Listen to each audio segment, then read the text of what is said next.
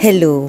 Welcome to Doctorapedia. Ang tatalakayin natin ngayon ay ang tinatawag na grunting na isa sa mga senyales na dapat mong bantayan sa isang baby o bata na mayroong ubo o lagnat dahil ito ay nagpapahiwatig na ang baby o bata ay mayroon ng pulmonya. Ang iba pang mga senyales kung paano mo malalaman na may pulmonya na ang isang baby o bata ay tinalakay sa isang naunang video. Mas mabuting ito ay iyong panoorin at para sa iba pang kaalaman na tips sa pag-aalaga ng iyong anak, mag-subscribe ka sa channel na ito. Ang grunting ay isang tunog na may mababang tono na naririnig kapag humihinga palabas ang baby o bata. Kapag narinig mo ang grunting sa iyong anak na may ubo o lagnat, ito ay nagpapahiwatig na hindi na nagagawa ng kanyang baga ang normal nitong trabaho. Kaya dapat mo na siyang dalhin sa ospital para siya ay ma-examine mabuti, ma-diagnose ng tama at agad na mabigyan ng nararapat na lunas. Ganito ang tunog ng grunting.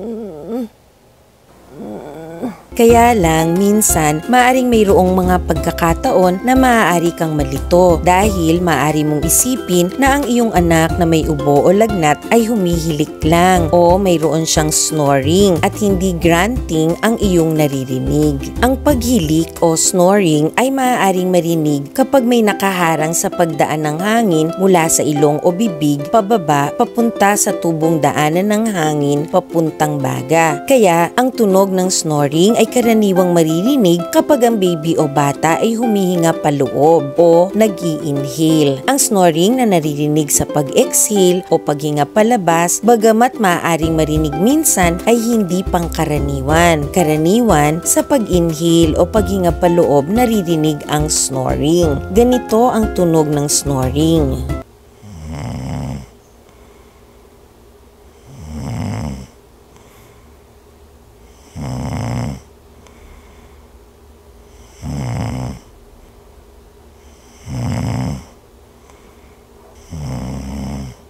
Kaya, hindi ka dapat malito dahil bukod sa magkaiba ang kanilang tunog na gaya ng narinig natin sa dalawang tunog kanina, magkaiba rin kung kailan sila naririnig. Ang grunting ay naririnig lang kapag humihinga ang iyong anak palabas o siya ay nag-e-exhale, samantalang ang hilik o snoring ay tunog na naririnig kapag siya ay humihinga paloob o nag-i-inhale. Makakatulong ang kaalamang ito kapag iyong binabantayan ng iyong anak na may ubo o lagnat at iyong pinapakinggan kung siya ay mayroon ng grunting na senyales ng mas malalang kondisyon kaysa sa simpleng ubo lang. Para sa mga iba pang dahilan ng maingay na paghinga ng baby o bata, panoorin mo ang video tungkol sa iba't ibang dahilan at lunas para sa halak sa lalamunan o halak sa leeg ng baby o bata at lunas para sa tunog ng baradong ilong sa baby o batang wala namang sipon.